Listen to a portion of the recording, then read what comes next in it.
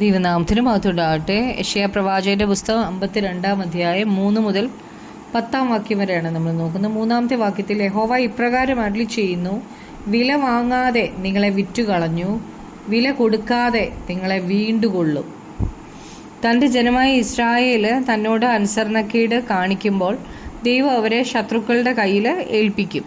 ശത്രുക്കൾ അവരെ പീഡിപ്പിക്കുമ്പോൾ അവർ തങ്ങളുടെ ദൈവത്തോട് നിലവിളിക്കും. അപ്പോൾ ദൈവം അവരെ അവരുടെ ശത്രുക്കളുടെ കയ്യിൽ നിന്ന് വിടുവിക്കും. 4-ാമത്തെ വാക്യത്തിൽ പറയുന്നത്, യഹോവയായ കർത്താവ് ഇപ്രകാരം അരുളി ചെയ്യുന്നു, എൻ്റെ ജനം പണ്ട് പരദേശവാസം ചെയ്യുവാൻ മിസ്രൈമിലേക്ക് ഇറങ്ങിച്ചെന്നു, അശൂരും അവരെ വെറുതെ പീഡിപ്പിച്ചു.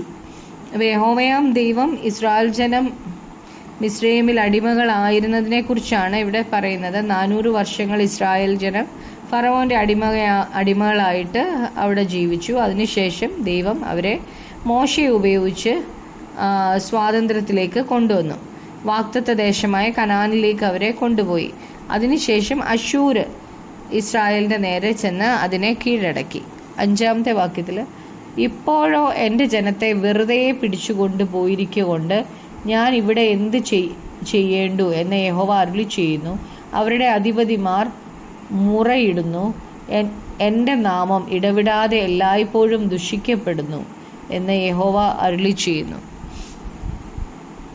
ദൈവത്തിൻ്റെ നാമം ദുഷിക്കപ്പെടുകയാണ്. കാരണം ഇസ്രായേൽ ജനത്തെ അടിമകളായിട്ട് മറ്റൊരു ദേശത്ത് പിടിച്ചുകൊണ്ട് പോകുമ്പോൾ അവരവിടെ അവരുടെ ഇഷ്ടപ്രകാരം, അതായത് ജഡത്തിലാണ് അവർ ജീവിക്കുന്നത്. വേറൊരു രാജ്യത്തിൻ്റെ അടിമകളായിട്ടാണ് ജീവിക്കുന്നത്. അപ്പോൾ അടിമത്തത്തിൽ ജീവിക്കുമ്പോൾ അവർ ദൈവിക ശക്തിയോ ദൈവത്തിൻ്റെ ശബ്ദമോ ഒന്നും ശ്രദ്ധിക്കാതെ അവർ ആ രാജ്യത്തിൻ്റെ അടിമകളായിട്ട് ജീവിക്കുകയാണ്. അപ്പോൾ ദൈവത്തിൻ്റെ നാമം അവിടെ ദുഷിക്കപ്പെടുകയാണ് ചെയ്യുന്നത്. 6-ാമത്തെ വാക്യത്തിൽ, അതുകൊണ്ട് എൻ്റെ ജനം എൻ്റെ നാമത്തെ അറിയും, അതുകൊണ്ട് ഞാൻ തന്നെയാകുന്നു പ്രസ്താവിക്കുന്നവൻ എന്ന് അവർ അന്ന് അറിയും. അപ്പോൾ എന്നാൽ തൻ്റെ ജനത്തിൻ്റെ ഈ സ്ഥിതിയൊക്കെ ദൈവം മാറ്റും. അവർ ദൈവത്തെ അറിയും. പ്രവാസത്തിൽ നിന്ന് അവർ മടങ്ങി വരുമ്പോൾ അവരറിയും യഹോവയാണ് ദൈവമെന്ന്, താനാണ് ഇതെല്ലാം പ്രസ്താവിച്ചത് എന്ന് അറിയും. ഈ പ്രവചന പുസ്തകങ്ങളൊക്കെ അവർ വായിക്കും.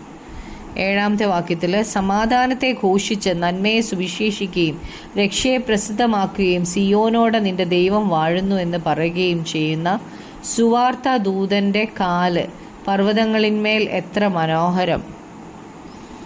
70 വർഷങ്ങൾ തീരുമ്പോൾ ബാബേൽ പ്രവാസം തീരാൻ പോകുന്നു എന്ന നല്ല വാർത്ത അവിടെ ചെന്ന് തൻ്റെ ജനത്തോട് പറയും.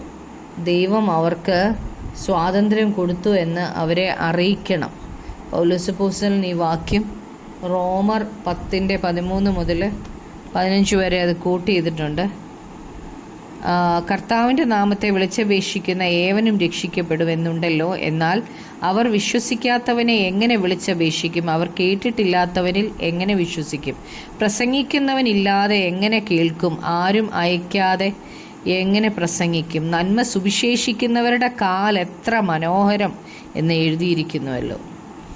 ആ വാക്യം 7-ാമത്തെ വാക്യം ഇവിടെ യെശയ്യാ 52:7.